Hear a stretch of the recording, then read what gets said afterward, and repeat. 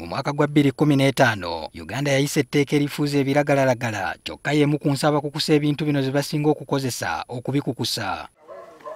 Eyakasembayo okukwatibwa ng'akukusa enjaayi musajja mudaaki ayitibwa Martins Hendrick. Ono yakwatibwa ku kisaawe ky'ennyonyi Entebbe wiiki ewedde ng'enjaayi agikwese mu ngatto okubuzaabuza abaaza abasaabaze. Wakyaliwo obulavu bungi mu balina okufuuza ebintu nga bino ekivuddeko ababikukusa okwegiriisa. Training eno tulina abantu 13 kuva mu Uganda, abasirikale aba CID tulina 10 abavudde Kenya. Lwaki tukola bwe tutyo?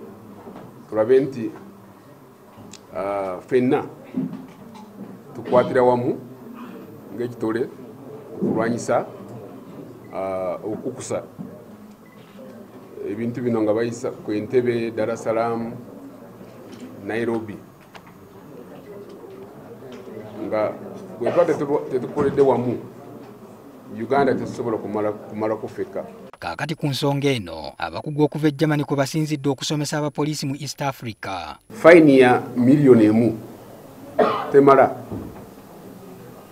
So baleeta bakukusa kigenderere kubanga omanyi nti wakwatibwa miliyoni emu teyinza kumubula kuvaayo mukomera. Tetulinayo ebifo bwe tubateeka tubakoleko counseling.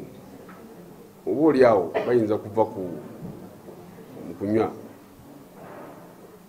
malagala ngaago, ddagala, cocaine n'ebirala. B'ofiisa 23 be bali mu kutendekebwa mu bukugu bw'okulwanyisa ebiragalalagala.